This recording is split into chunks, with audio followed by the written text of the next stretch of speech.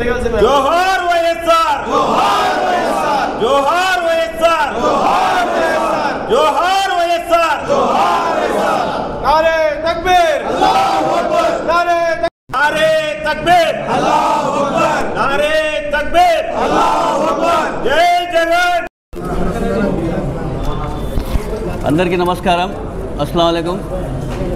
ముందుగా ఈ press మీట్కి హాజరైనటువంటి minority నాయకులకు అందరికీ పేరు పేరున హృదయపూర్వక నమస్కారాలు తెలియజేస్తున్నాను.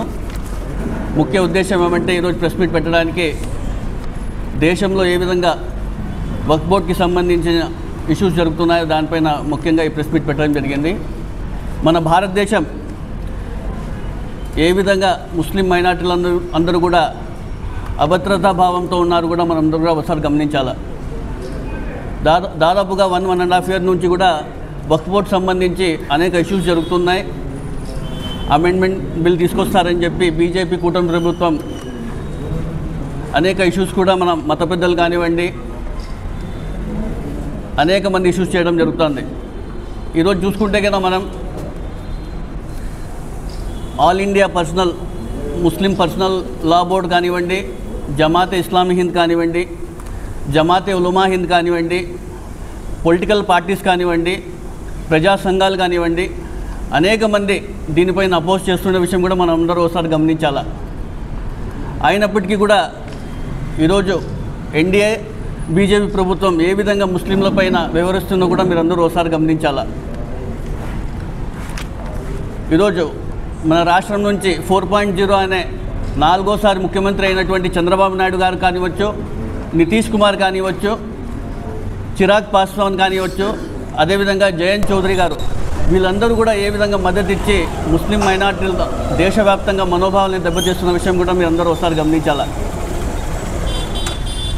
ఎన్ని పోరాటాలు చేసినా, ఎన్ని కార్యక్రమాలు చేసినా కూడా మొన్నటి రోజున లోక్సభలో బిల్ పాస్ కావడం జరిగింది, నిన్నటి రోజున రాజ్యసభలో బిల్ పాస్ కావడం జరిగింది. అయినప్పటికీ కూడా దేశవ్యాప్తంగా అనేక నిరసన కార్యక్రమాలు చేయడం కోసం ప్రతి ఒక్కరు కూడా ముందుగా ఉన్నారు. పూర్తిగా రాజ్యాంగ విరుద్ధంగా ఈరోజు ఈ బిల్ని పాస్ చేయడం కూడా జరిగింది. మన భారతదేశంలో డాక్టర్ బిఆర్ అంబేద్కర్ గారు రచించిన కాన్స్టిట్యూషన్ మీద మన భారతదేశం నడుస్తుంది. ఇప్పుడే చెప్పినట్లు article 14, article 15, article 25, article 26, article 300 ఇవన్నీ కూడా దీన్ని అన్నింటినీ కూడా ఉల్లంఘించి ఈరోజు మన పార్లమెంట్లో బిల్ పాస్ చేయడం అంటే కూడా ఏ విధంగా మనమందరూ కూడా మన భారతదేశం ఏ వైపు వెళ్తుంది, ఏ విధంగా వీళ్ళు ముస్లిం మైనార్టీలకి ఏ విధంగా వీళ్ళందరూ కూడా వ్యతిరేకం చేస్తున్నారు కూడా మీరు అందరూ కూడా ఒకసారి గమనించాలి. అదేవిధంగా చూసుకుంటే కినా భారతదేశంలోనే అతి ఎక్కువ భూములు ఉండేవి ఏమైనా సంస్థలు ఉన్నాయంటే కన్నా మొట్టమొదటిగా రైల్వేస్, రెండవది వచ్చేసి డిఫెన్స్, మూడవది వచ్చేసి వక్ఫ్ బోర్డ్ ఆస్తులు. వక్ఫ్ బోర్డ్ ఆస్తులు చూసుకుంటున్నా దాదాపుగా 9 లక్షల ఎకరాలు భూమిలో మన వక్ఫ్కి సంబంధించి ఉన్నాయంటే కూడా ఒకసారి మనం అందరూ గమనించాలా. బీజేపీ ఒకటి 9 లక్షల ఎకరాలు భూములు ఉన్నాయి వీళ్ళకి, ఏ విధంగా మనం స్వాధీనం చేసుకోవాలా, ఎలాగైనా కూడా దీనికి మన కంట్రోల్లో తీసుకురావాలన్న ఉద్దేశంతో వక్ఫ్ అమెండ్మెంట్ బిల్ని రూపకల్పన చేసి జేపీసీ కేవలం వాళ్ళ మెంబర్స్నే వేసుకొని ఎక్కడైనా కూడా ఏ ఒక్క మత పెద్దలు కానివ్వండి, మైనార్టీ లీడర్స్ని కానివ్వండి, ప్రజా సంఘాలని కానీ దీంట్లో కలుపుకొని దీంట్లో ఏమైనా మీ క్లారిఫికేషన్ ఉంటే చెప్పండి అని ఎక్కడ లేకోకున్నట్లుగా కేవలం వాళ్ళు అనుకోవడం, ఈ విధంగా బిల్ పాస్ చేయడం కూడా ఏ విధంగా మనం ఆలోచించాలి కూడా మీరు అందరికీ తెలియజేస్తున్నాను. వక్ఫ్ అంటేనే మా తాత ముత్తాతలు భూములు ఇచ్చిన దానికి వక్ఫ్ అంటారు. అల్లా పేరు మీద ఏవైతే భూములు ఇస్తారో దాన్ని వక్ఫ్ అంటారు. ఒకసారి మనం వక్ఫ్ చేస్తే అది వక్ఫే, ఎప్పటికీ వక్ఫే. అదేవిధంగా ఒకసారి వక్ఫ్ చేసినాక మరి నాకు ఆ భూమి మళ్ళీ నాకు వాపస్ కావాలంటే కదా ఆ హక్కు కూడా లేదు మన ఇంట్లో.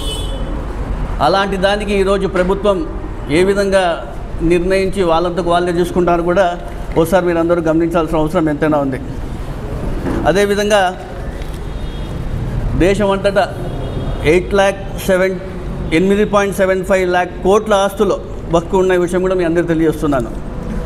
వక్ఫ్ బై యూజర్ అని చెప్పేసి 500-600 సంవత్సరాల కింద ఉన్న భూములు, మసీదులు కానివ్వండి, దర్గాలు కానివ్వండి, మద్రసాలు కానివ్వండి, అవన్నిటిపైన కూడా అవన్నీ కూడా డాక్యుమెంట్స్ చూపించాలంటున్నారు. ఇప్పుడు ఆ డాక్యుమెంట్స్ లేని పక్షంలో మేము తీసేసుకుంటామని కూడా చెప్పడం జరుగుతుంది.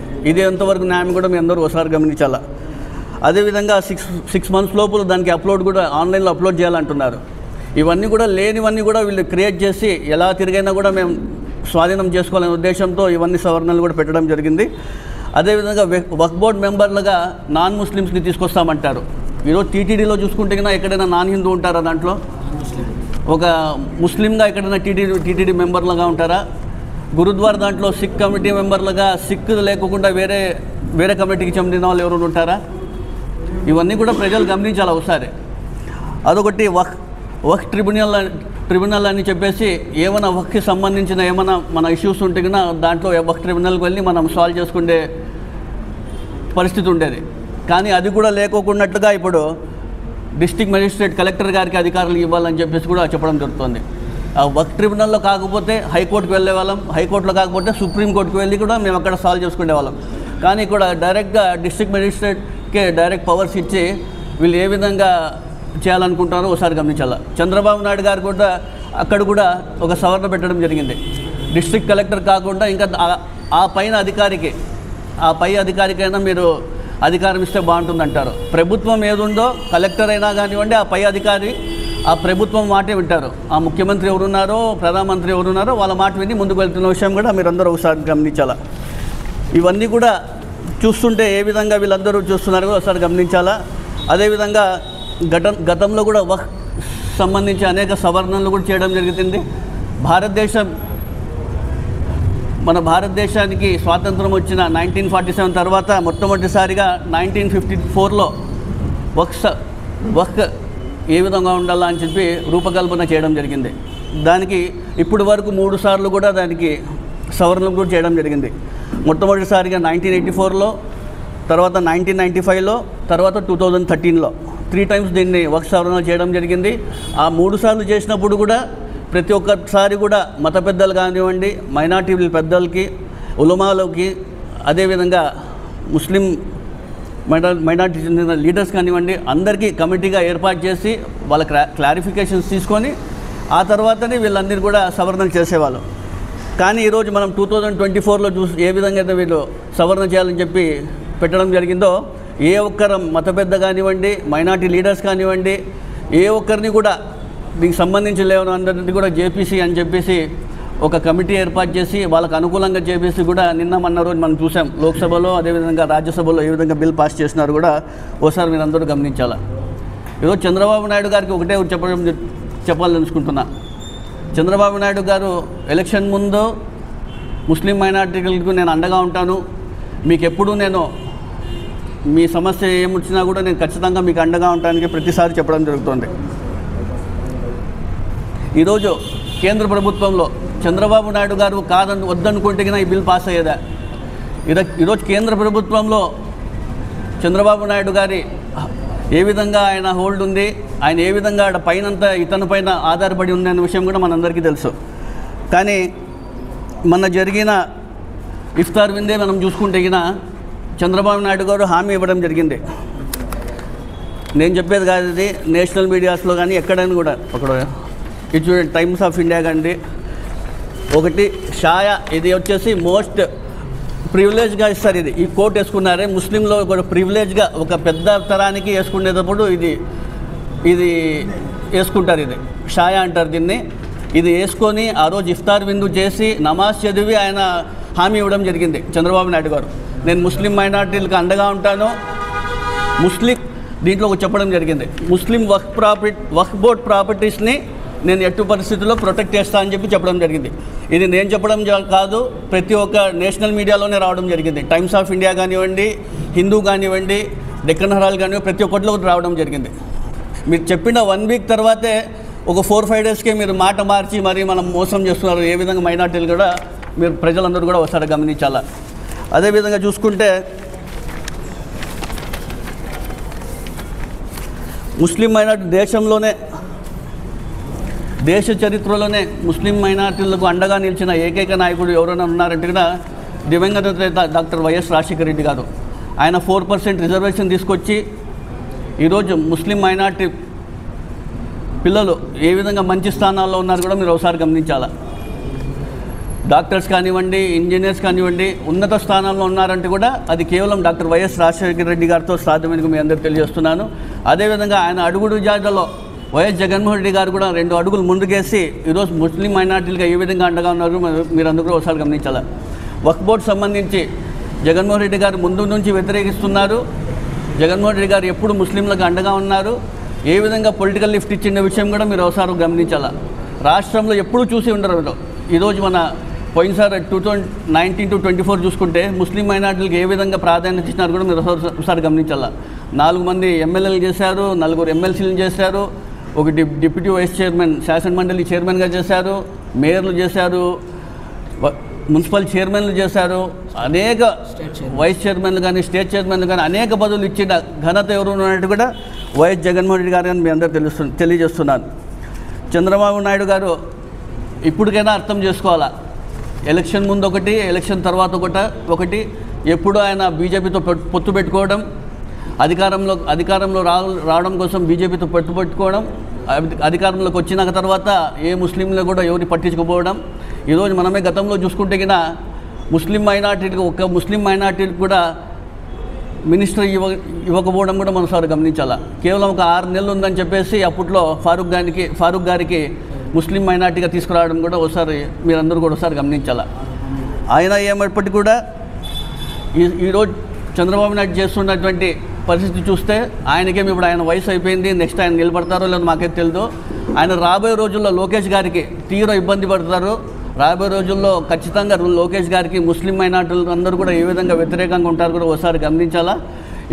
ప్రతి ఒక్కరు కూడా ముస్లిం మైనార్టీలు అందరూ కూడా ఇప్పుడు టీడీపీలో ఎవరైతే ఉన్నారో టీడీపీలో మైనార్టీ నాయకులకు అందరూ ఒకటే చెప్తున్నాను, మీరందరూ కూడా నోరు విప్పి మాట్లాడక ఇవన్నీ కూడా మనకన్నీ వక్ఫ్ బోర్డుకి ఆయన సపోర్ట్ చేయడం జరిగింది మన సెంట్రల్లో.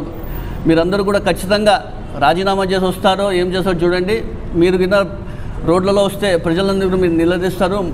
ఇప్పుడు టీడీపీ నాయకులకు అందరూ కూడా ఎమ్మెల్యేలు కానివ్వండి, ఎంపీలు కానివ్వండి, ప్రతి ఒక్కరికి కూడా ముట్టడి చేసే కార్యక్రమంతో పాటు గల్లీ నుంచి ఢిల్లీ వరకు ఉలమాలు కానివ్వండి, మత పెద్దలుగా అందరూ కూడా ప్రతి ఒక్కరు నిరసన కార్యక్రమాలు చేస్తాం, దీనికి పోరాటం చేస్తామని తెలియజేసుకుంటూ మరోసారి వైఎస్ జగన్మోహన్ రెడ్డి గారికి అండగా ఉండేందుకు మేము ధన్యవాదాలు తెలియజేసుకుంటున్నాను. అందరికీ నమస్కారం. ఈ భారతదేశంలో ముస్లింలకి గత 3 రోజులుగా బ్లాక్ డే అని చెప్పి వర్ణించాల్సి వస్తుంది. ఎందుకంటే రంజాన్ మాసం పూర్తి అయిన వెంటనే ఈ బీజేపీ ప్రభుత్వం ముస్లింల పట్ల చూపిస్తున్న వివక్షకే దీనికి నిదర్శనం. వక్ఫ్ బోర్డు బిల్లు గురించి గతంలో జాయింట్ పార్లమెంటరీ కమిటీ వేసినప్పుడే ఈ బిల్లు గురించి వైఎస్ఆర్ కాంగ్రెస్ పార్టీ వ్యతిరేకిస్తూనే వచ్చింది. ఆ జాయింట్ పార్లమెంటరీ కమిటీలో కూడా ఎక్కువ సంఖ్యలో బీజేపీకి సంబంధించిన ఎంపీలు మాత్రమే ఉన్నారు. ఇతరులు చెప్పిన ఏ అంశాన్ని కూడా జాయింట్ పార్లమెంట్ కమిటీ పరిగణలోకి తీసుకోలేదు. అసలు బీజేపీ ప్రభుత్వం ముస్లింలు ఏం చేయదలుచుకునేదనేది అర్థం కాకుండా ఉన్న పరిస్థితి ఈరోజు. వాళ్ళు గడిచిన 3 సార్లు ప్రభుత్వంలోకి వచ్చిన తర్వాత ఎన్ఆర్సీ అన్నారు, ఆర్టికల్ 370 అన్నారు, హిజాబ్ గురించి మాట్లాడినారు. అంటే ఏదో ఒక రకంగా ముస్లింలని వాళ్ళ మనోభావాలు దెబ్బతినే విధంగా ప్రవర్తిస్తూనే వచ్చారు తప్ప ఏ రోజు కూడా ముస్లింల పట్ల వాళ్ళు పాజిటివ్గా ఆలోచించిన రోజే లేదు. 3 సార్లు వాళ్ళు గవర్నమెంట్లోకి వచ్చారు. 3 సార్లు కూడా ఒక్కొక్క పీరియడ్లో ఒక్కొక్క రకంగా ముస్లింల పట్ల వాళ్ళు డిఫరెన్సెస్ చూపిస్తూ ముస్లింలు కించపరిచినట్టుగానే ప్రవర్తించినారు తప్ప ఇంకోటి కాదు. ఈరోజు వక్ఫ్ బోర్డు బిల్లు గురించి, వక్ఫ్ బోర్డు బిల్లు 2025 గురించి అందరికీ తెలిసిన విషయమే. ఈ బిల్లుని దాదాపు పలు రాష్ట్రాలు వ్యతిరేకించాయి. ఈ భారతదేశంలో 28 రాష్ట్రాలు కలిగి ఉంటే దాదాపు 20 రాష్ట్రాల్లో బీజేపీకి సంబంధించిన కూటమి ప్రభుత్వాలు బీజేపీ ప్రభుత్వాలు ఉన్నాయి. 8 చోట్ల ఇతరులు ఉన్నారు. అందులో 4 రాష్ట్రాలలో అది కేరళ కావచ్చు, కర్ణాటక కావచ్చు, తమిళనాడు కావచ్చు, వెస్ట్ బెంగాల్ కావచ్చు, వీళ్ళంతా మూకుముడిగా వ్యతిరేకించారు. అసెంబ్లీలోనే తీర్మానం చేసి పంపించారు. అయ్యా, మీరు తెచ్చే ఈ వక్ఫ్ బోర్డు బిల్లులో ముస్లింలకు చాలా కీడు జరుగుతుంది, ఈ దేశంలో కులమతాలకి కొట్లాటలు జరిగేట్టు రెచ్చగొట్టినట్టు విధంగా ఉంటుంది, కాబట్టి ఈ బిల్లుని మేము వ్యతిరేకిస్తున్నామని చెప్పి ఆ పలు రాష్ట్రాల్లో అసెంబ్లీలోనే తీర్మానం చేసి వ్యతిరేకించాయి. కానీ మన దౌర్భాగ్యం ఏమంటే ఈ ఆంధ్రప్రదేశ్లో ఈరోజు ఉన్న ముఖ్యమంత్రి చంద్రబాబు నాయుడు గారు ఎక్కడ దీని గురించి వ్యతిరేకిస్తున్నాము, ముస్లింలకు న్యాయం జరిగేట్లు మేము చూస్తాము అనే మాటే మాట్లాడలేదు. కానీ కొంతమంది టీడీపీ నాయకులు చెప్తారు, మేమేదో సవరణలు చెప్పాము, ఆ సవరణలు అమల్లోకి వచ్చాయి, ముస్లింలకు ఏమో జరిగిపోతుందని. అయ్యా, భారతదేశంలో ఉండే ప్రతి ముస్లిం కూడా ఈ వక్ఫ్ బోర్డు బిల్లు పాస్ కాకూడదని కోరుకున్నారు. చంద్రబాబు నాయుడు గారికి, పవన్ కళ్యాణ్ కానీ ముస్లింలు ఏమవుతారు ఈ ఆంధ్రప్రదేశ్లోనే ఆలోచించలేదు. ఆ తర్వాత జరిగే పరిణామాలు ఏ విధంగా ఉంటాయని ఆలోచించలేదు. కేవలం వాళ్ళు బీజేపీతో వాళ్ళకు ఉండే సంబంధాలను బేస్ చేసుకొని మోడీ గారి మోచేతి నీళ్లు తాగుతూ వాళ్ళు ఈరోజు ఈ బిల్లుకి సపోర్ట్ చేసినారు. నేను ఒకటే చెప్పదలుచుకున్నా, వక్ఫ్ బోర్డుకి సంబంధించి 1954లోనే చట్టం చేశారు. వక్ఫ్ భూములంటే దాదాపు భారతదేశంలో 9,40,00,000 ఎకరాలు వక్ఫ్ బోర్డుకు సంబంధించిన ప్రాపర్టీస్ ఉన్నాయి.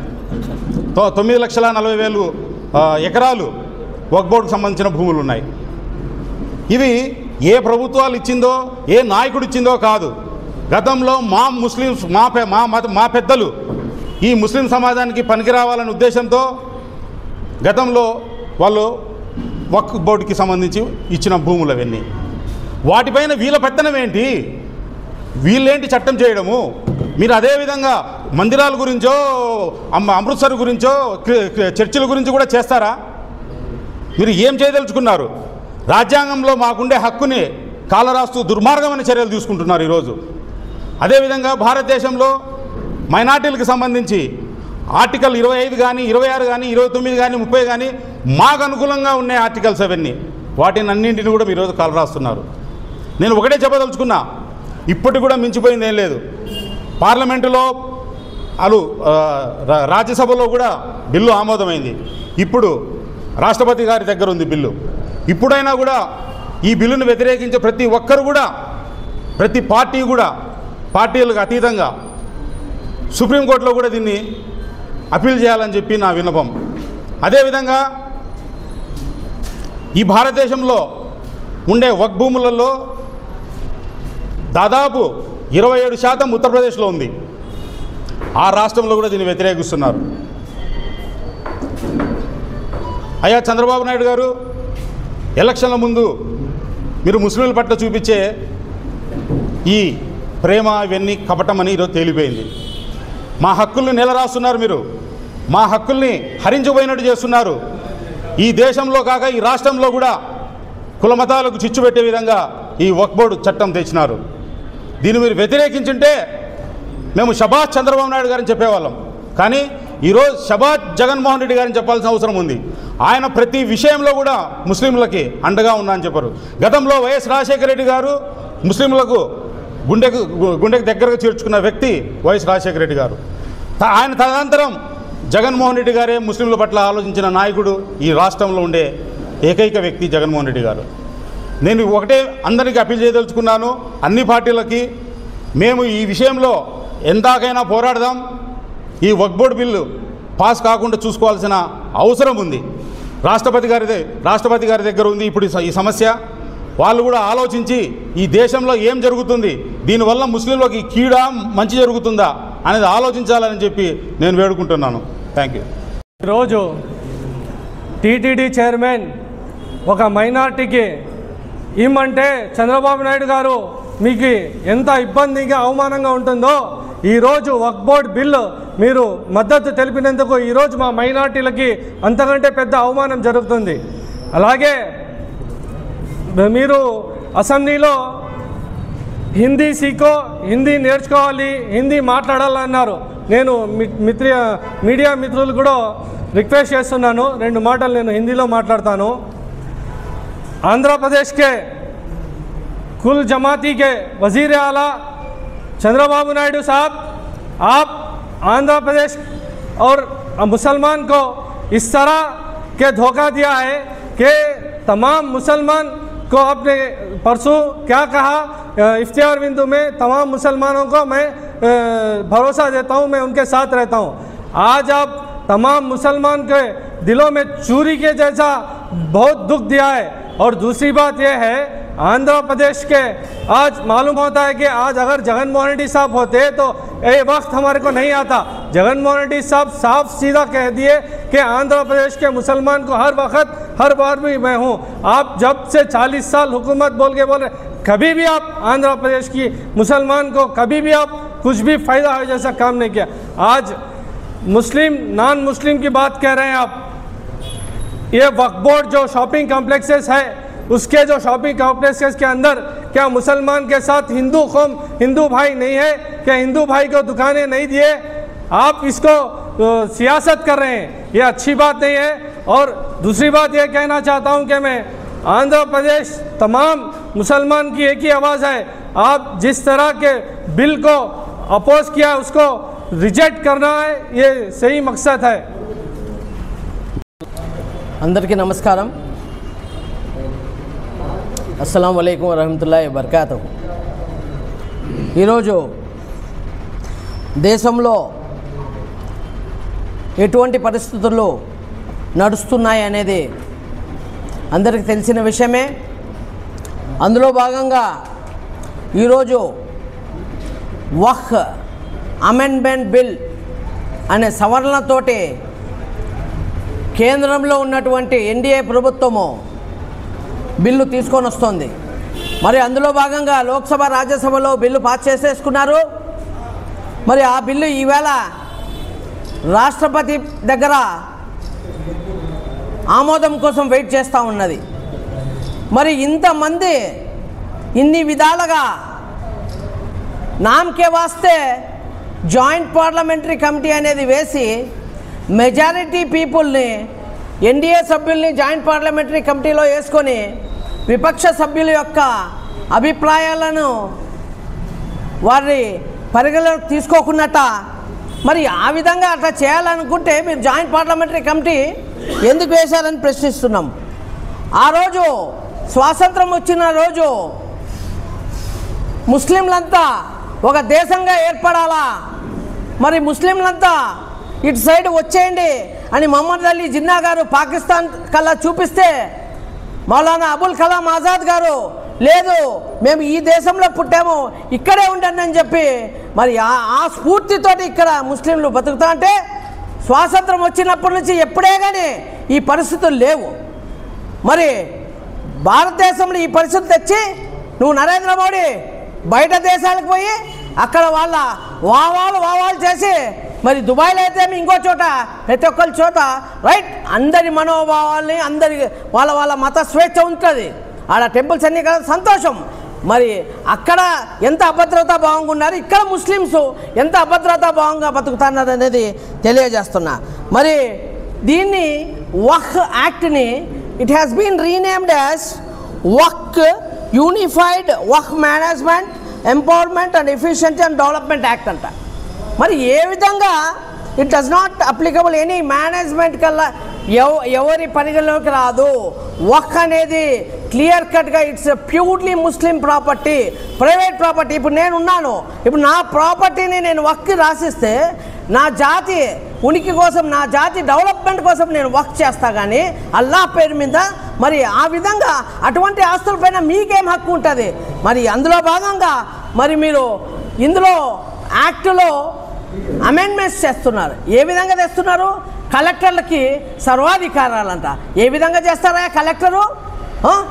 ఎక్కడన్నా కానీ భారతదేశంలో వక్ఫ్ అనేది బోర్డు ఉంటుంది, ఆ బోర్డుది సర్వాధికారాలు. మరి అటువంటి కాకుండా ఈవేళ మళ్ళీ రెవెన్యూ పరిధిలోకి తెచ్చి కలెక్టర్లకు అధికారాలు ఇస్తే ఒప్పుకునే ప్రసక్తే లేదు. మరి ఇంకో ముఖ్యమైన పాయింట్, అన్య మతస్థుల్ని ఏ విధంగా చేరుస్తారు? ఎవరెవరి మత స్వేచ్ఛ వాళ్ళకు ఉంటుంది.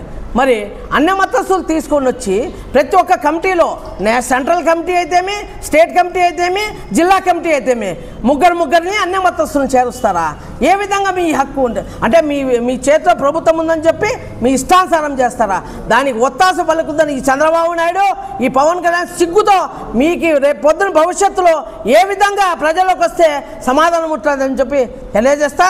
మరి అదేవిధంగా డాక్టర్ బిఆర్ అంబేద్కర్ రాజ్యాంగాన్ని స్ఫూర్తికి ఈవేళ తూట్లు పొడుస్తూ ఈ బిల్ అనేది తెచ్చారని చెప్పి చెప్తున్నా. మరి అందులో భాగంగా ఈవేళ ఆర్టికల్ 14 ఏం చెప్తుంది?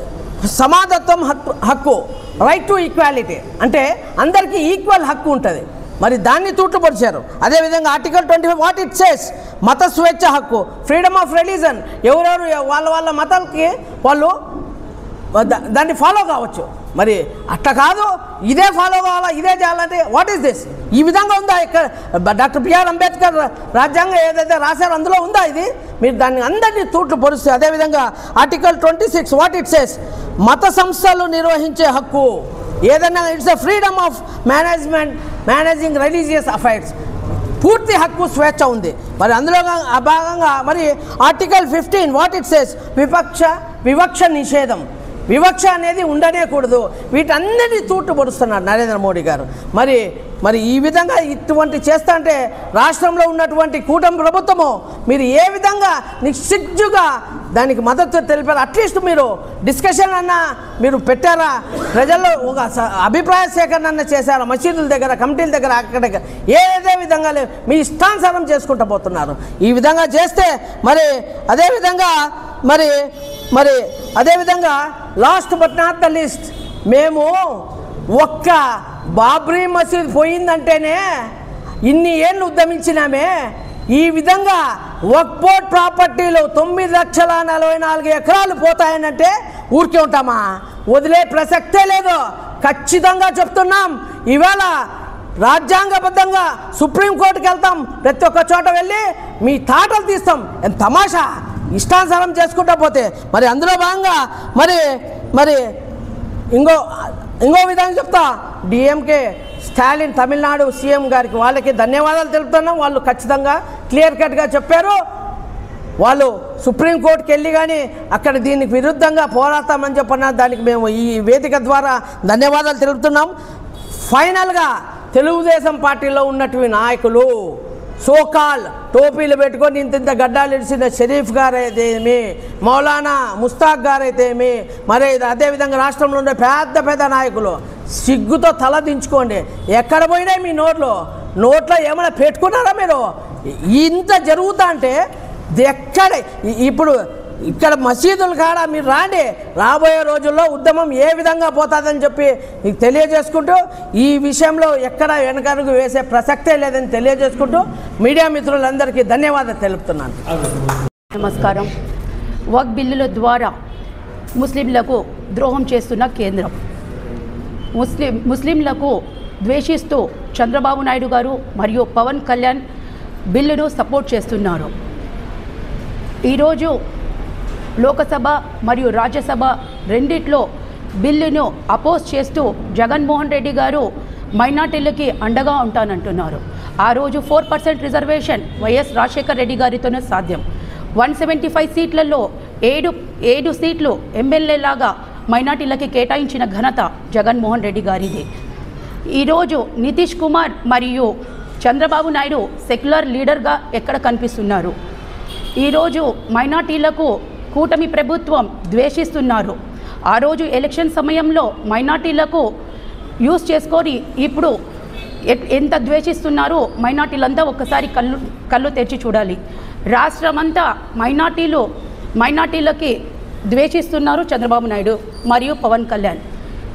आओ बहनों और भाइयों, सब मिलकर हमारे हक के वास्ते लड़ना और हमारे मस्जिदों, दरगाह, खबरस्तानों को बचाना. ధన్యవాదాలు. ఇప్పుడు మా పెద్దోళ్ళంతా వక్ఫ్ బోర్డ్ గురించి, బిల్ గురించి మాట్లాడినారు.